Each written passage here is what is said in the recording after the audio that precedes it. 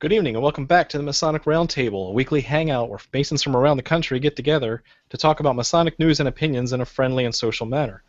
The standard disclaimer applies. The thoughts and opinions expressed here are solely the opinions of the participants and do not represent any Grand Lodge statements or positions. Make sure you keep your conversations open for the public and on the level.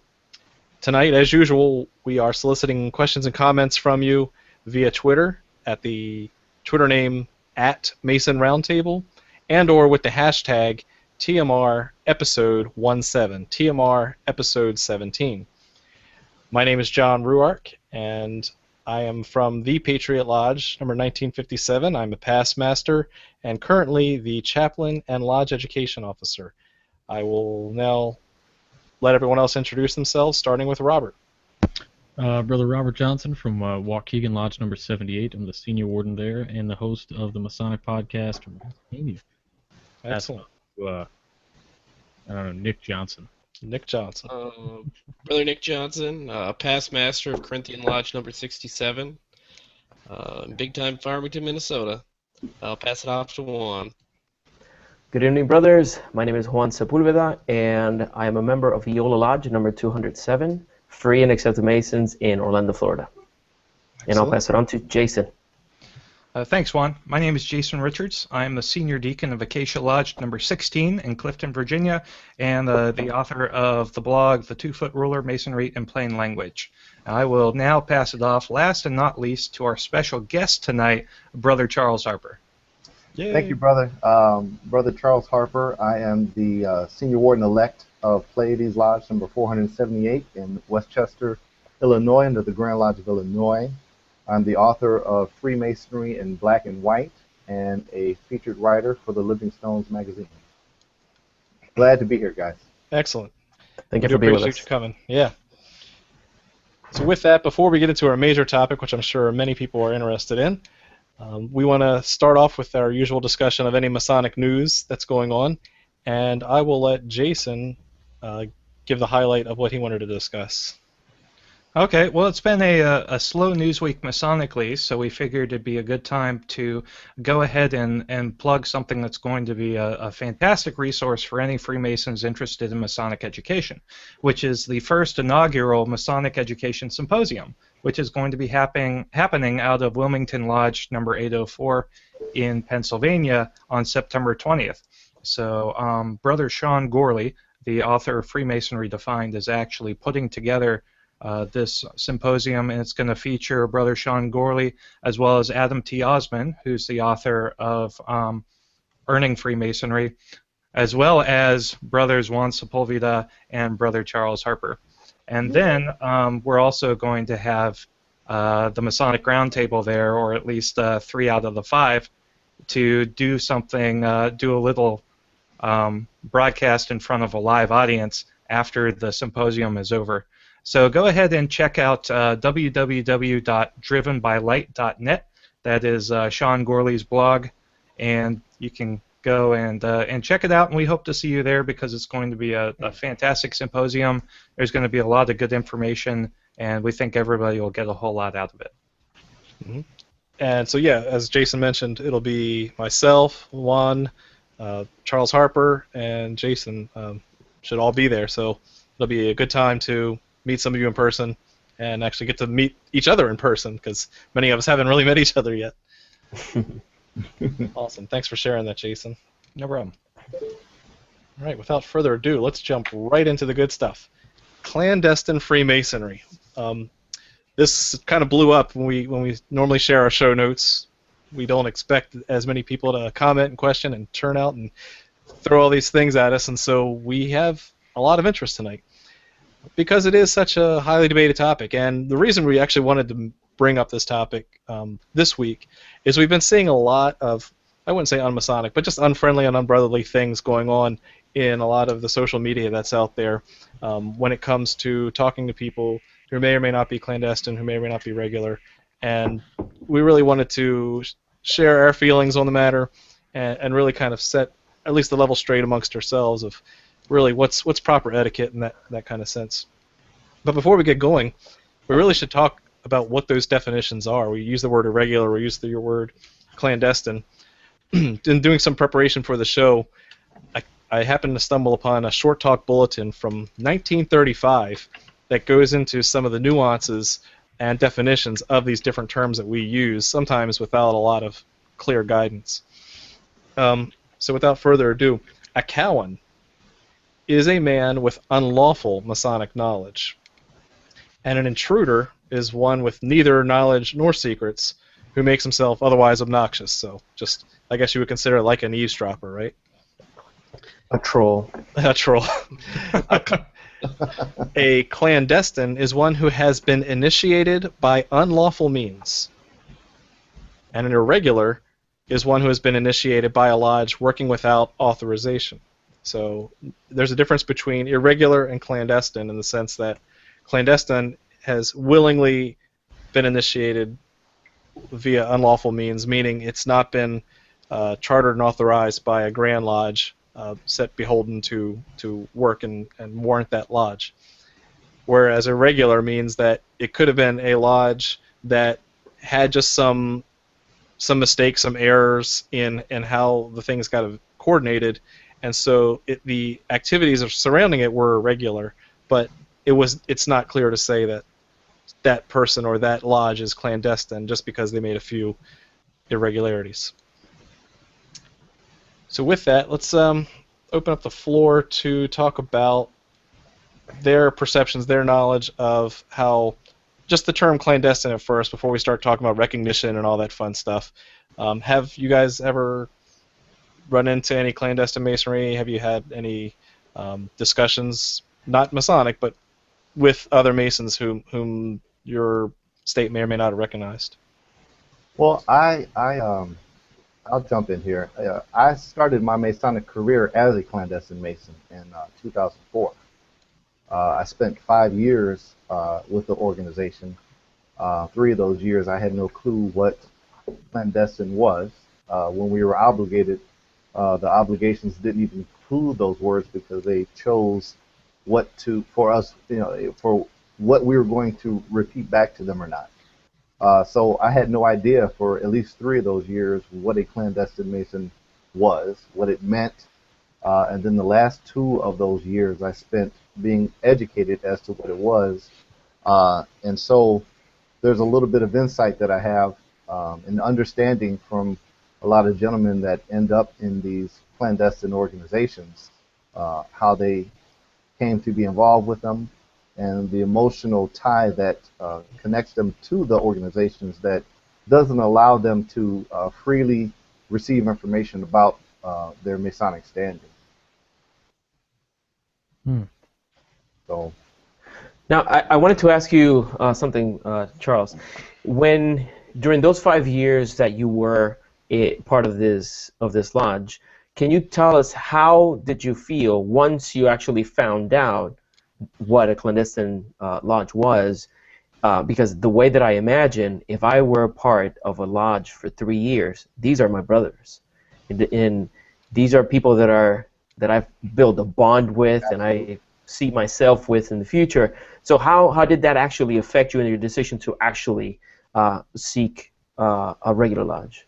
It was actually a very difficult decision. As you said, you are with these gentlemen. Once a month we were together, and more often than not, in fact, one member was my next door neighbor.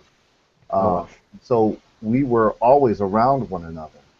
It becomes your small community, just as you develop your relationships in a lodge now. Once I found out that I was a clandestine Mason, it would be almost similar in feeling, and this is taking into account one who develops a passion for Freemasonry. You feel as if you've just been cheated on by a loved one. You feel violated, in fact.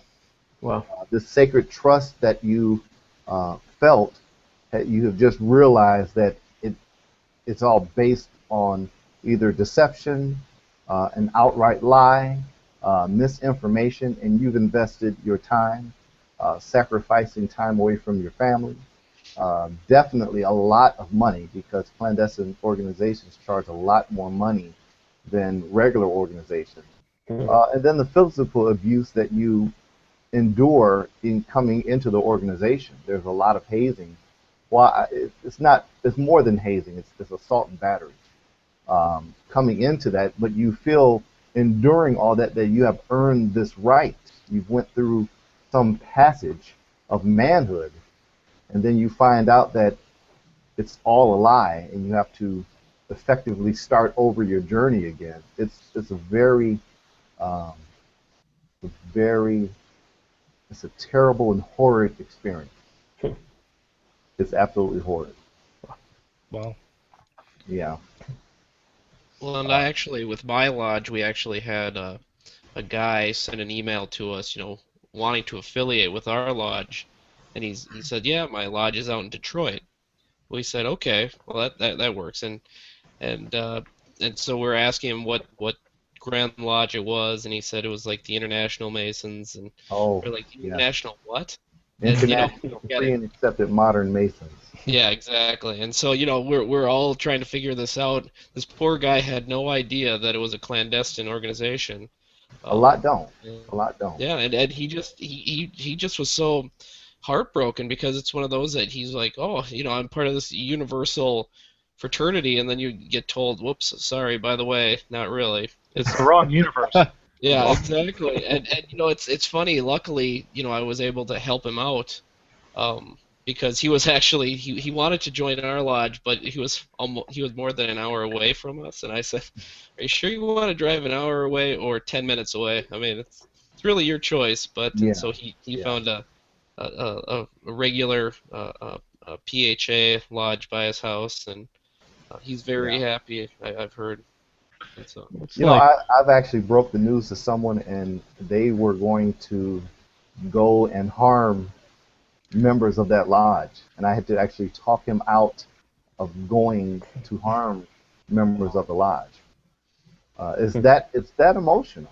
It truly is. It truly is.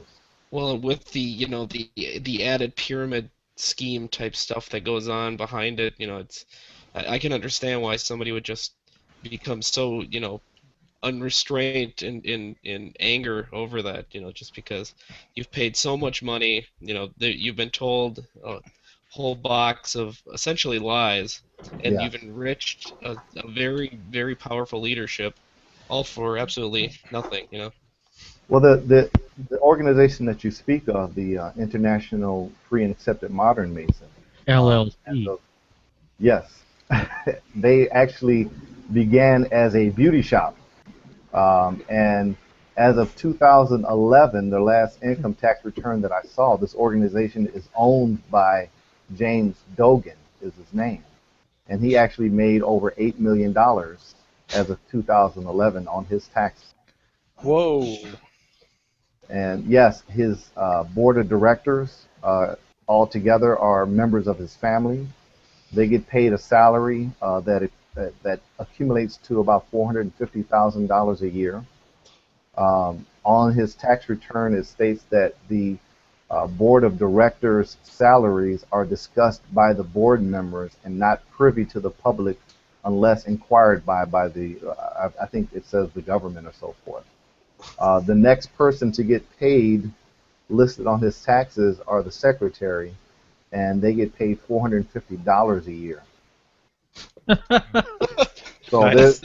So we're in quite- the wrong business. we're in the wrong business. Yes. But it absolutely is a pyramid scheme. The lodges, there was a lodge, one of their lodges in Chicago that recently just got closed down by the city of Chicago for a lack of repairs. They actually had holes in the wall where you could look from inside to outside through the walls. It was that. Wow. Yeah, it was horrid. But yet they're beating and just really being physically abusive to people coming through these processes, and not to mention the very seedy operations that they have at these so-called Masonic lodges that a lot of times the police have to be called to shut them down. So this is exactly why we need regularity, right? So that because this is a primarily philosophical organization that has some secrets about its structure and order and its ritual, right? And there's the only thing that's preventing someone from just taking that and going somewhere else or creating their own is that recognition, that regularity, that set of rules and constraints that marry up, and that at least at a sovereign level, at your state level, for example, that everybody's following the rules, everybody's doing things correctly, there isn't any extra horseplay going on, there isn't any changing of the ritual, which is very important. Mm-hmm. And so it's not, at first when I was thinking about this whole recognition, regularity kind of thing, at first I thought, well, that's kind of presumptuous, right? That, well, it's our way or no way. But then there's a reason for it, and for all the reasons that Charles said and more. Absolutely. And I think there needs to be a distinction made between, because our ritual states clandestine and no other word, we should not have Masonic intercourse with a clandestine Mason. We have to consider what that is. For example, the Grand Lodge of Arkansas and the Prince Hall Grand Lodge of Arkansas are both defined as regular Grand Lodges because they meet the requirements of regularity, legitimacy of origins, adherence to the ancient usages, and the only problem with the two is the American doctrine of the exclusive territorial jurisdiction doctrine. But other than that, they are both regular Grand Lodges that do not have amity and therefore are clandestine to one another. Now, the reason they're clandestine is because of the ETJ. However, what we're talking about with the International Free and Accepted Modern Masons, we're talking about a fraudulent organization. They are beyond irregular, where the Grand Orient of France is irregular because they changed their landmarks. Mm-hmm. They were still created legally, but they changed their landmarks and went from regular, in our perception of it, to irregular. Mm. Spurious, I like the word spurious. The Phylaxis Society used the term bogus. It's a much more brazen term. I use spurious. These spurious organizations are just simply created. And there are over 400 of them in the United States alone. Yeah, and that's a very important point, that there are, it's very easy, as you know, Charles, to potentially fall into the wrong recognized Masonic organization. So, first set of advice for anyone who's not a Mason that's thinking about joining, you go to the official Grand Lodge website of your state, right? And there are ways to find the official one, and we'll put that in the show notes of how to find the official mainstream or PHA equivalent of your respective state, because anything beyond that is really not recognized, and it's really on a loose thread.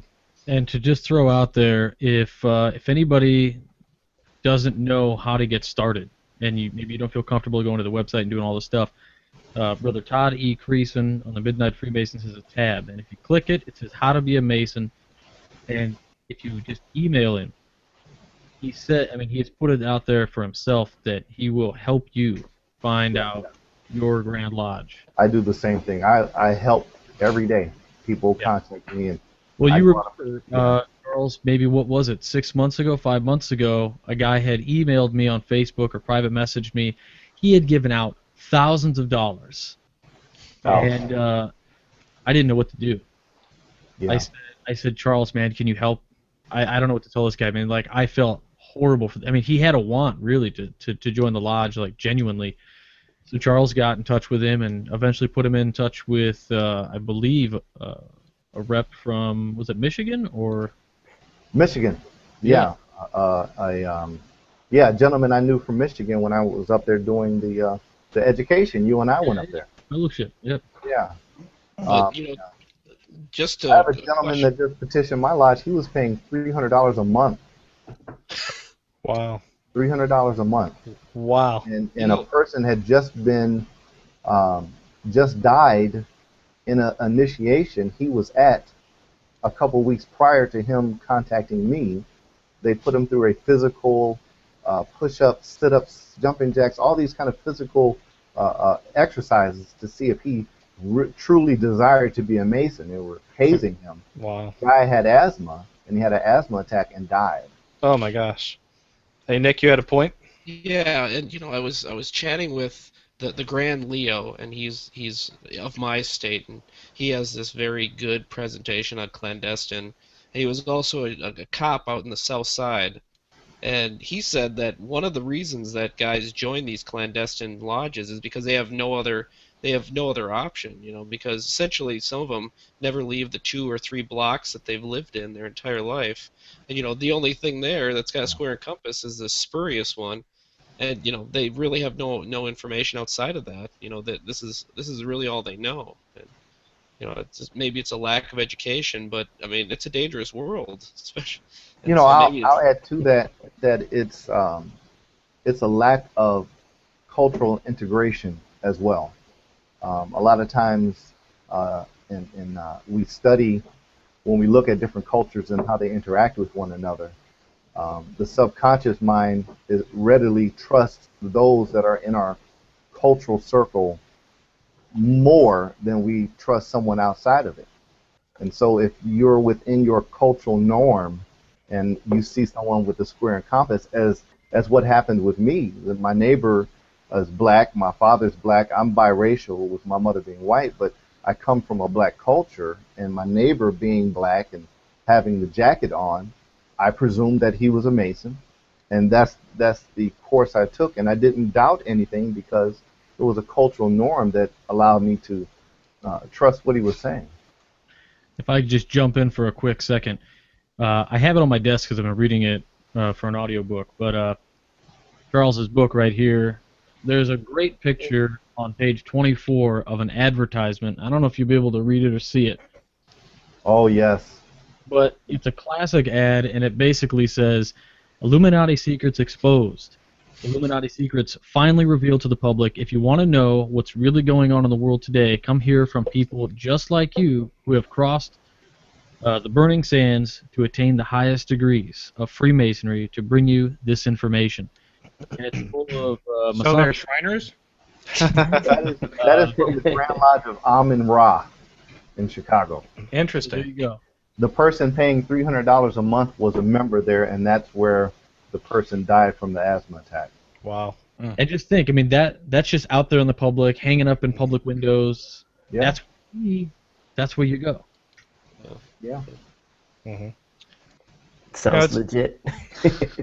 Yeah. I mean, Mhm. it's interesting, when we look at clandestine masonry, because what is clandestine to the Virginia Grand Lodge, it may not be clandestine to like the Grand Lodge of Nebraska. So where I work, I run into Masons everywhere. Prince Hall, Grand Lodge from Maryland, D.C., Virginia, countless military lodges from all across the world. So, it's one of the gentlemen I met and became good friends with is Prince Hall Holden under the D.C. Grand Lodge, which up until late last year was considered clandestine and not recognized by the Grand Lodge of Virginia. Correct. So, the question that I was ruminating on was, well, what is different now that all of a sudden, he's no Right. longer clandestine. Miraculously. It's like light switch flip. So when people go online on social media and say, "Oh, I'm not talking to you, you're clandestine," people need to understand that what is and isn't clandestine is a moving target based on your own governing body. Right. Absolutely. That makes me think of something that happened to me one time. It never will happen again, but I had a friend when I was very young, and he had this girlfriend that didn't treat him well. She was disrespectful to him. She belittled him. She made him feel horrible.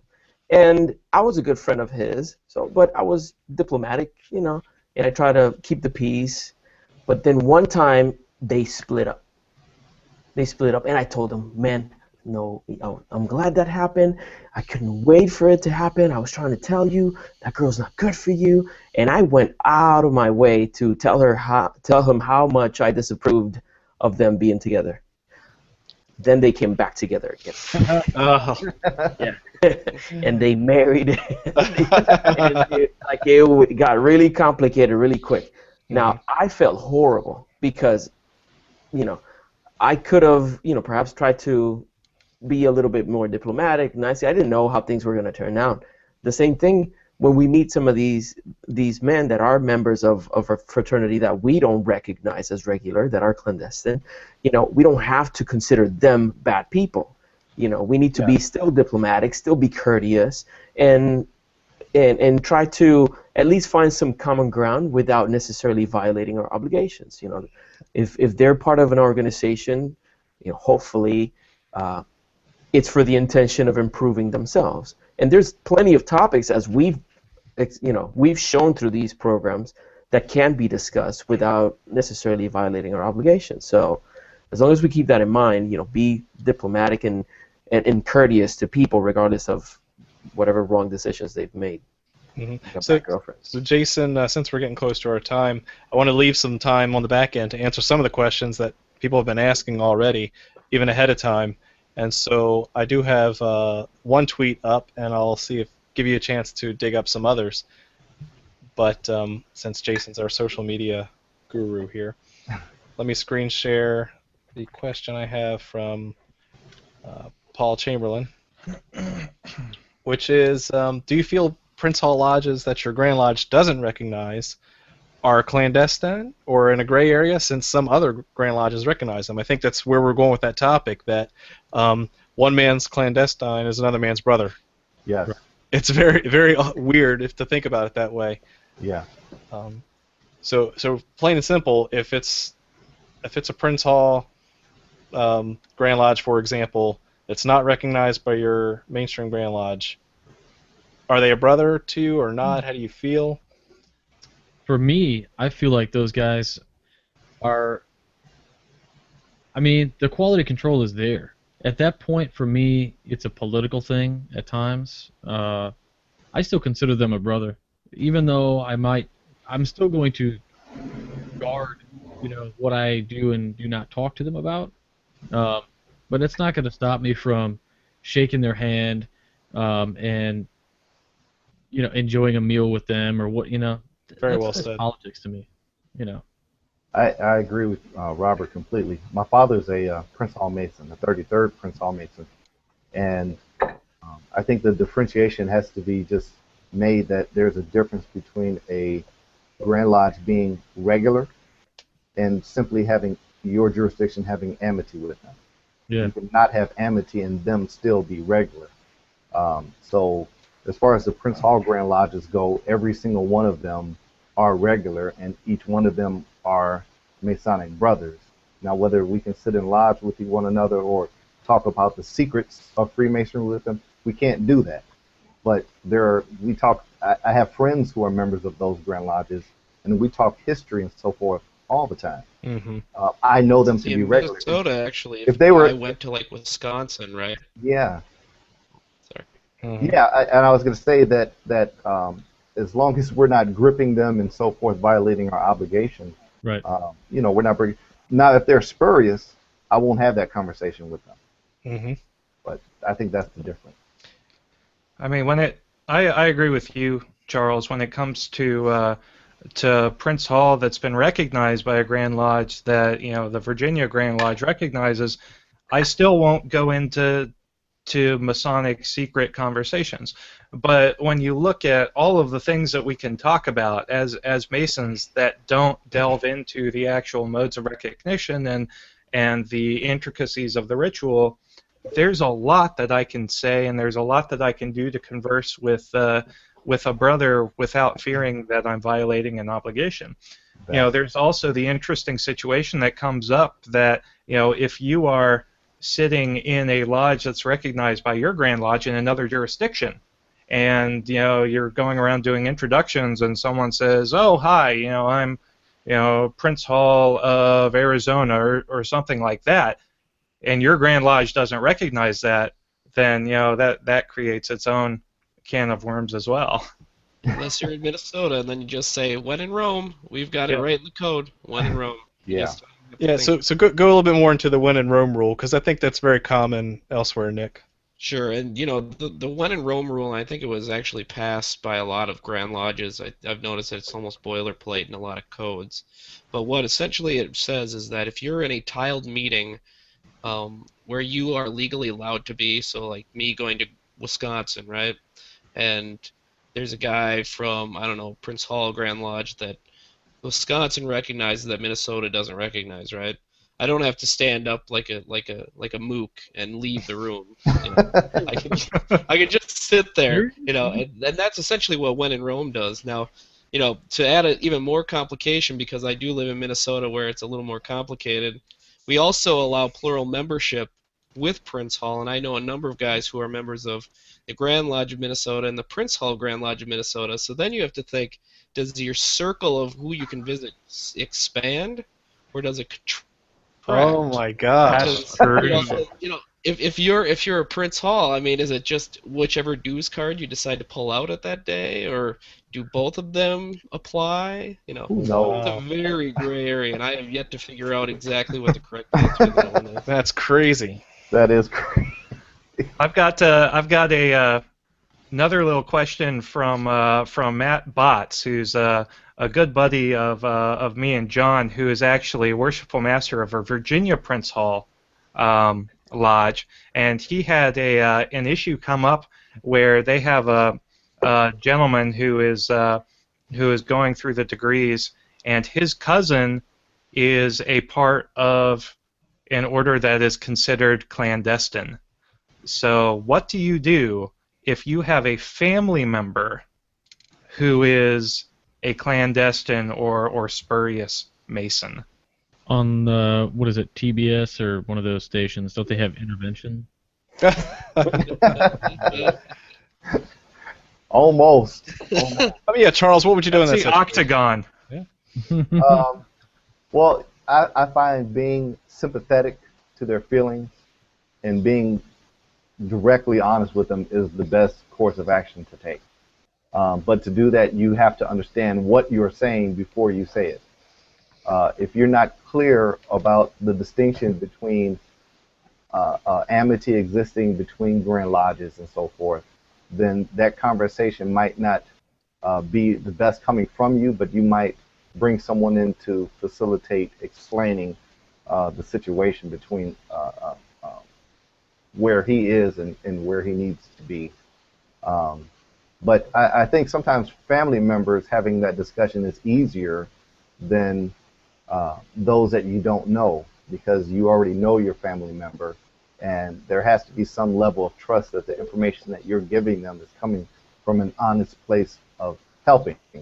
Whereas you see a lot of times in social media, you have complete strangers seeking to ask these questions. They don't know me, and I don't know them, and they're lending their trust to the universe to give them an answer rather than someone they know. Right, and so whether or not it's trying to steer them back to mainstream or not, just anyway, when you do approach someone clandestine, you really have to consider their feelings and respect for them, right? Because they're still human beings at the end of the day. Every human being has a claim to your respect. So that's really the big thing is when I promised not to share anything with clandestine Masons, that I was like, okay, I'll never run into one of those, and yet I have run into.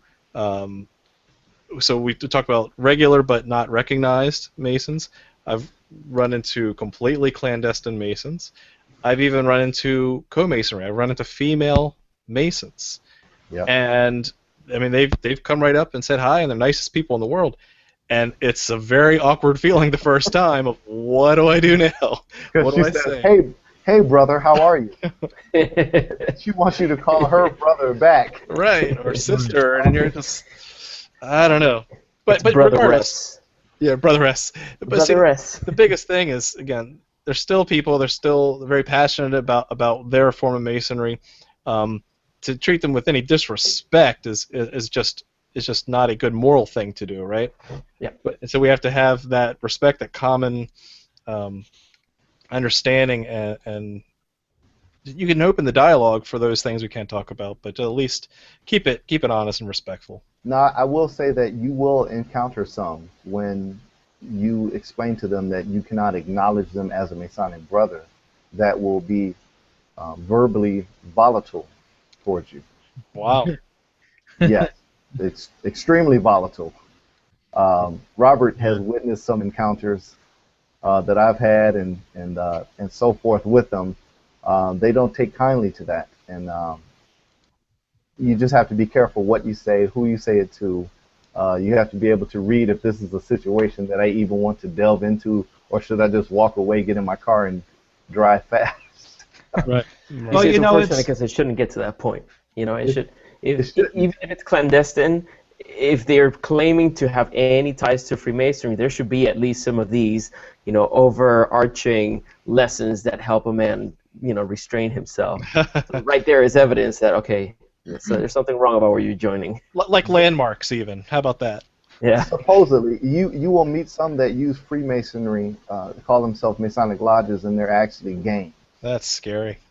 So there's a plethora of them out there, and that's why I push so hard for state regulation as far as protection with the law to protect us from these infiltration of these organizations, because as many persons who claim themselves to be Masons and are spurious who don't know, there are also many who purposely do it to make money, and they will protect their means of money in any means they deem necessary. That's true. All Wow. $450 of it. Yeah, in fact, New York and Connecticut both have state laws forbidding one representing themselves as a Mason and not being a member of the Grand Lodge of that state. Right. So, Jason, any other social media oh, let's see. questions, comments? We've pretty much exhausted it at this point. I mean, there's a million things we could talk about. Yes. To build on your last point too about just using the symbol itself, there was some discussion on the Facebook page about, the square and compass emblem itself. It's being misrepresented in those other spurious organizations. mhm. Can that be copyrighted and everything? And there are, I think Pennsylvania has tried Yeah. to copyright it. As of 1992, the Masonic Service Association issued a notice to every Grand Secretary of every mainstream Grand Lodge telling them that it is in their best interest to copyright, well, actually trademark, it's a service mark, Okay. to trademark that symbol. Pennsylvania said that they would assist any Grand Lodge in doing that. And so far, Pennsylvania has done it, Idaho, Michigan, the Grand Lodge of Scotland, Australia. There's many Grand Lodges that have done it outside of the continental United States, but in fact, recently, Dundee Lodge in Illinois has done it. So more Grand Lodges need to do this, because it's just one more method that we can use to protect the integrity of the institution. And that's from a legal perspective, right? That's That you from can a actually legal perspective. you go Yeah. to civil court Yes, with that instead of just he said, she said. absolutely, absolutely. And you can backdate it to the origin of your Grand Lodge. For example, ours is backdated to 1840. Wow. Okay. We just had another question come in, and this is a really interesting one. If a non-Prince Hall Grand Lodge has the same lineage as a Prince Hall Grand Lodge, why would you call them clandestine? Well, a non-Prince Hall Grand Lodge cannot have the same lineage. That sounds like a question coming from a what we call PHO Mason, Prince Hall origin, which stems back from the National Compact. You cannot have a non-Prince Hall Lodge have the same lineage as a Prince Hall Grand Lodge after the cease of the National Grand Lodge in the 1880s. Once that National Grand Lodge ceased to exist, the lodges formed Prince Hall Grand Lodges to once again be regular in order to establish amity in the future. Wow. So there is no such thing as a non-Prince Hall that has the same lineage as Prince Hall Masonry. So And this is why we brought Charles Harper onto the show. Man, what a wealth of knowledge you are. I just learn it and repeat it. Guys like Oscar Allen from the Grand Lodge of New York are incredibly insightful about these things too. In fact, he's been texting me while we've been talking. Say this.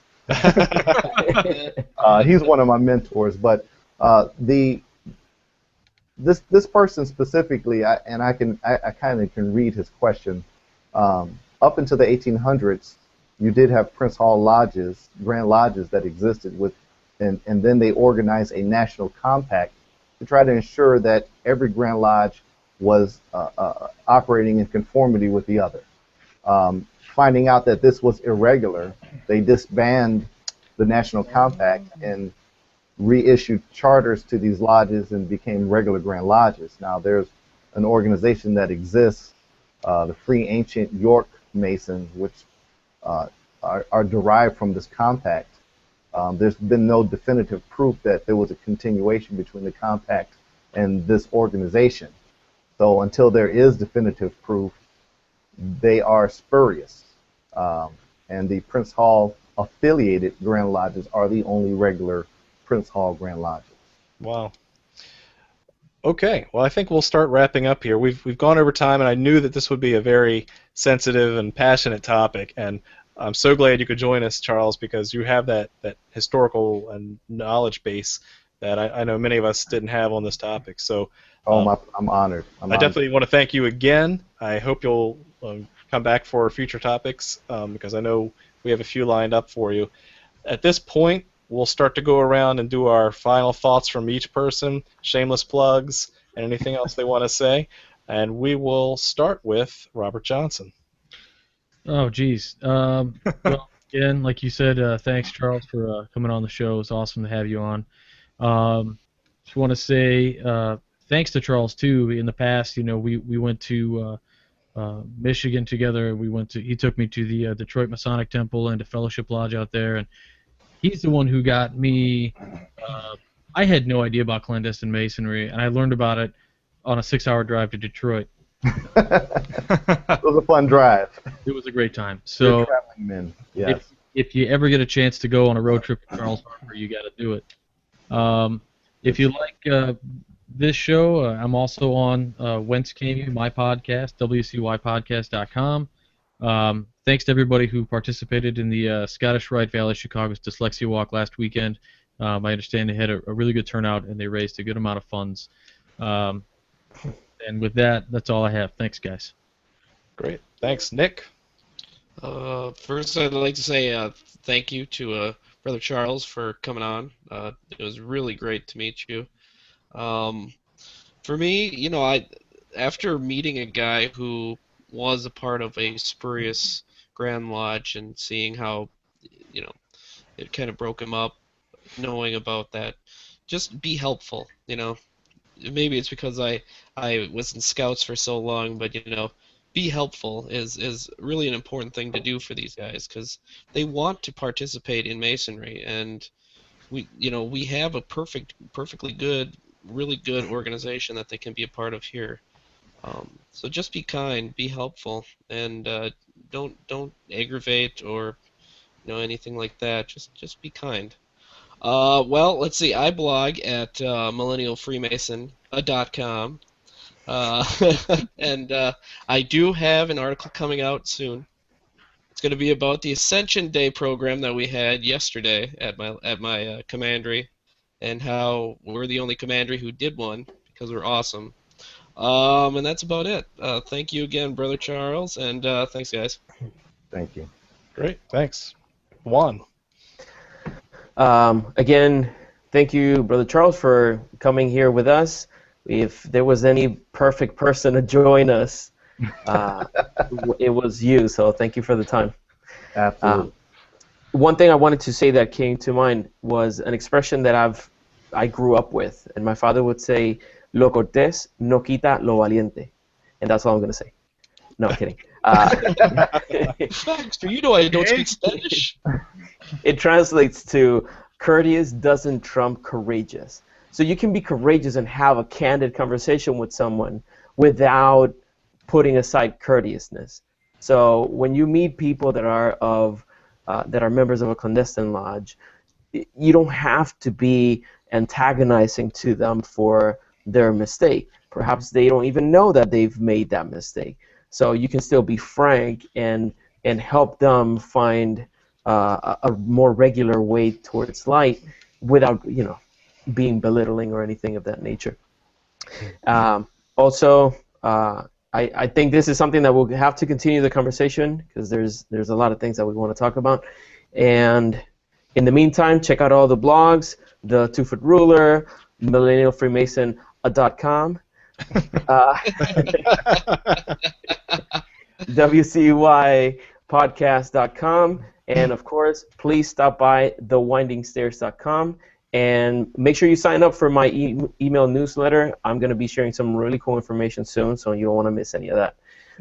Thank you again. Listen to the podcast, and thank you for being with us. Thank you. Jason. All right, thanks, John. You know, in wrapping things up here, it's really easy to be an internet troll. Come on, guys. You know, every human being has a claim on your respect in your kind offices.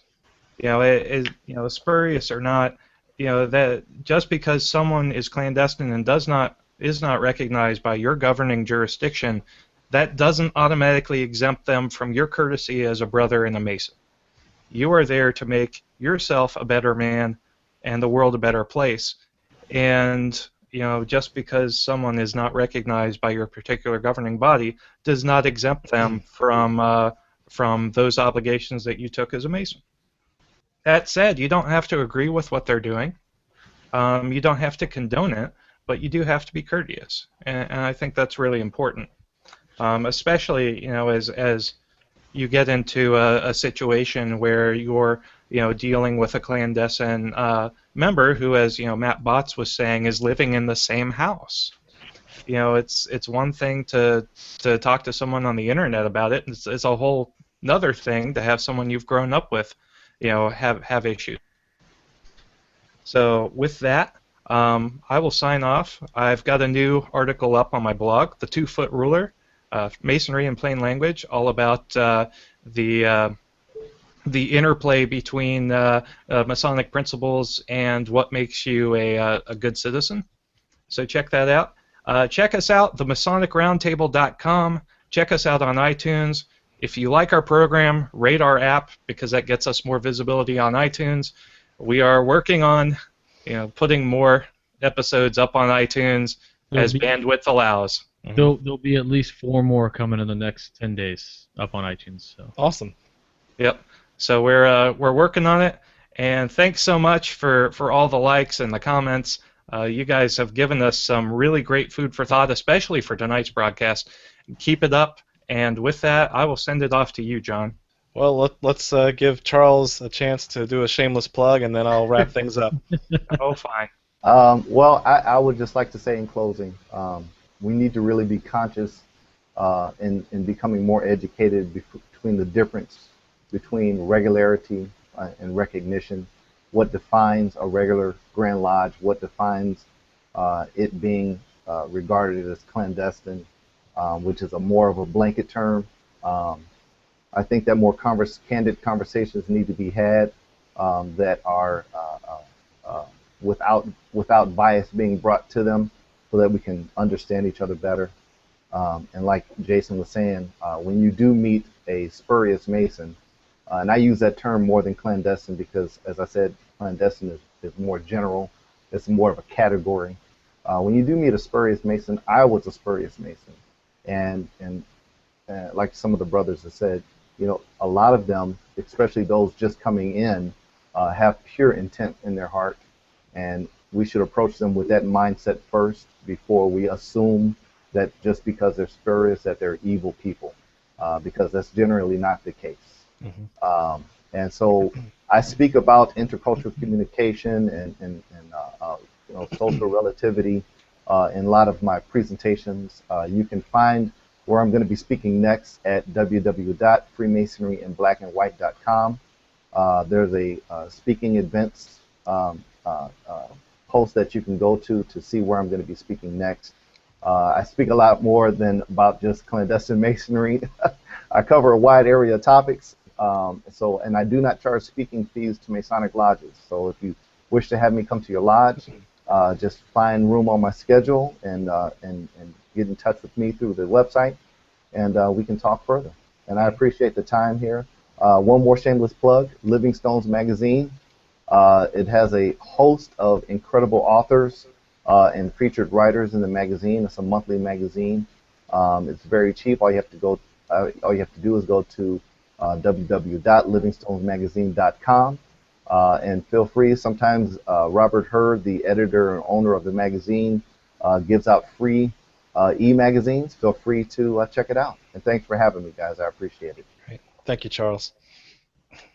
All right, so for Ruark's final thoughts, one thing that was really interesting as I was doing research for this was that I wanted to go make sure I found those definitions, and I did find that Short Talk Bulletin, which I'll put a link to in the show notes if I remember.